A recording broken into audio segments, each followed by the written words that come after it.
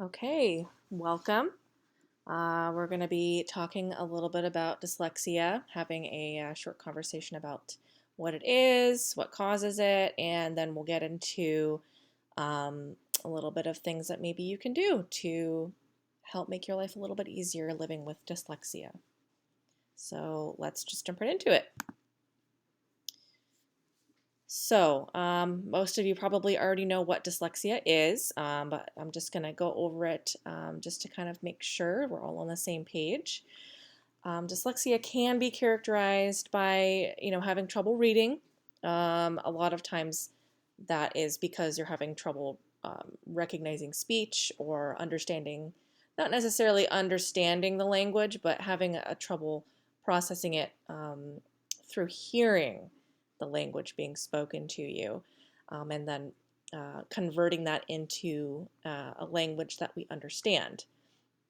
Um, so sometimes that can kind of present itself as having trouble with reading the letters. A lot of times, letters that look the same or words that look the same, we can have difficulty differentiating those two or even finding similarities between the two.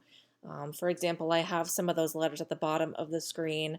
We've got C and O that look pretty similar. The C kind of looks like it's just an incomplete O. So it is easy to mix those two letters up. Same with B and D, P and Q. Those are kind of mirror images of each other. So a lot of times people with dyslexia mix those two up because they look so similar. And M and N also look very similar because, N is just missing that last little bump there. So that's just an example of some letters that might get mixed up. Sometimes words also get mixed up as well. Another thing that can present itself with dyslexia is problems with following verbal directions. That can also kind of come in the form of having difficulty paying attention.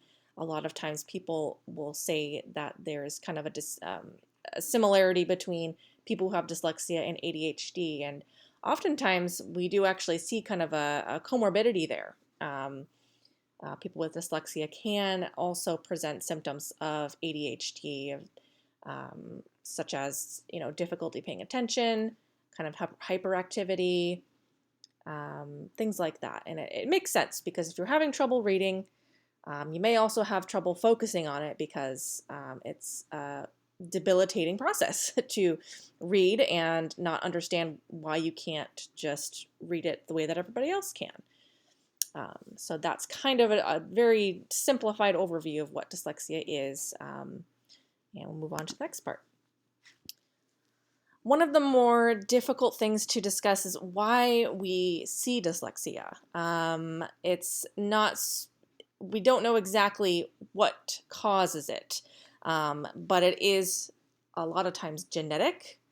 We see it a lot in families, and a lot of times, if a parent has dyslexia, it's much more likely that their children also will develop that. So a lot of times we can see that it's genetic, and there's been a lot of research done as well on looking at specific genes.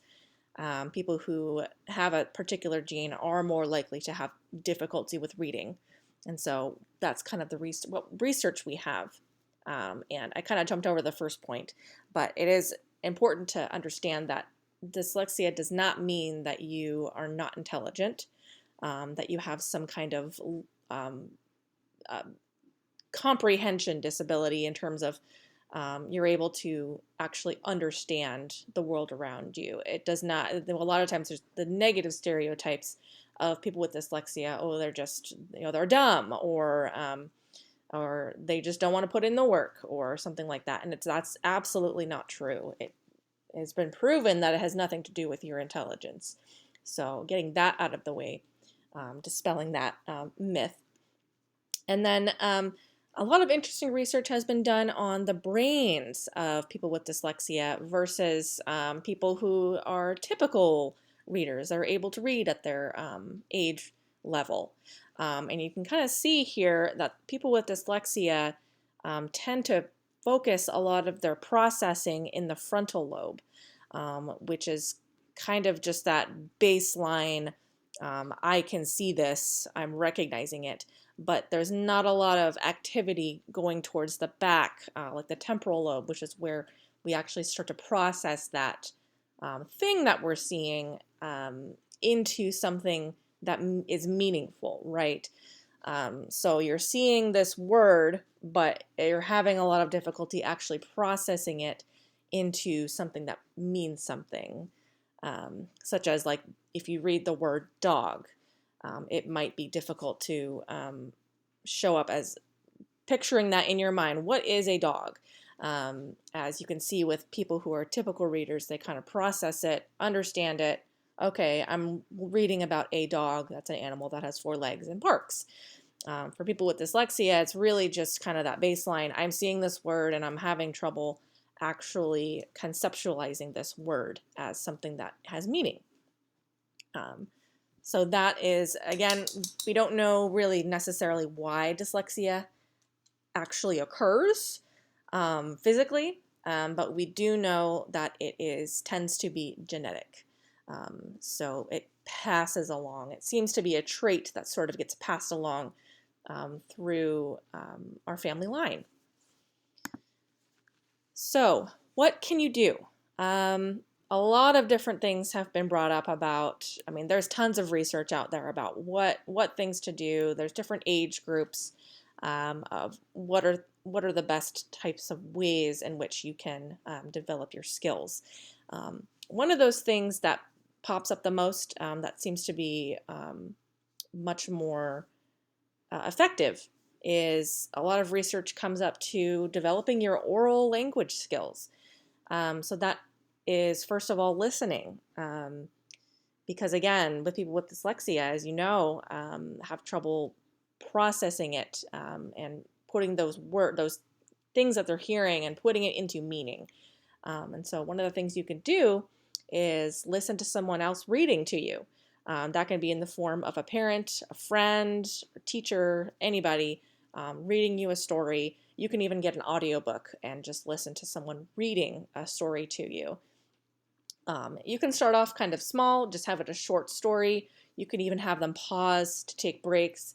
And what you can do is after they've taken a break or they've paused it, retell that story, summarize what was just said, and see if you can say it back to them so that you're practicing those skills of taking in information, processing it, and putting it back out to them to show that you're actually starting to understand the things that are being said to you. Because it's not that you have a hearing problem. You can hear just fine. It's the fact that you're hearing words, the letters, the sounds that are coming from this person's voice, and you're having trouble cycling it through your brain and having an output of what is this word, because that's what language is. It's just sounds, and we process it into something that means something. So that's one way that you can kind of develop your skills. It's been shown that if you develop your oral skills and your listening skills, that can actually kind of act as a protective barrier when you have difficulty reading. So that's one way to kind of help yourself processing those words and the language that's coming into your brain. Another one is attention skills, and this sounds more like it would be with ADHD, but again, there is kind of a correlation between the two. People with dyslexia can have difficulty paying attention, which will make it obviously much more difficult to actually comprehend what's going on when you're reading. So one of the things that you can do to help develop your attention skills is to set a timer for your activities. And that can be in the with the means of actually setting a physical timer that you can see, and you can see it counting down. Because what that's doing is presenting it to you as, okay, I have a certain amount of time that I have to do this thing. And so I'm going to need to focus and pay attention to that timer while also focusing on the activity that I'm doing. And that could be with anything. Especially with children, you can, have them set a timer for a certain activity that they're doing, like a game. You can produce activities that actually have a start and an end, like a board game or something like that, where there is an end to it, because that has them understand that there's going to be you begin it, you need to focus on it here, and then there's going to be an ending, instead of it just being this, I can do it whenever I want. It's within a set time. Another thing that's really interesting, I actually found a article from Stanford about this, about music therapy, using music to help you with your attention skills. And what they found was when they played a classical song, there was, in music, there's kind of like ups and downs, like it kind of builds up and then it sort of fades into the next part. And what they saw with brain scans is that when we kind of were anticipating, you can kind of anticipate, okay, well, there's going to be a buildup and there's going to be a drop here. You can actually see different parts of the brain all of a sudden are just lighting up, like Christmas Day. They're lighting up because they're anticipating that slowdown, and then the activity kind of just calms down again. It slows down again. So that's one way that you can do it. Also, there's been research too on just music in general, other types of music activities like dance. I can tell you from experience that when you're performing a dance routine or something like that, there's a lot of, you have to focus on the music. When are the cues? When do I have to do this? There's a lot of attention to detail there. And playing a musical instrument also is something that you need to focus on, because you need to, again, focus on when do I need to do this stroke and when do I need to do this stroke.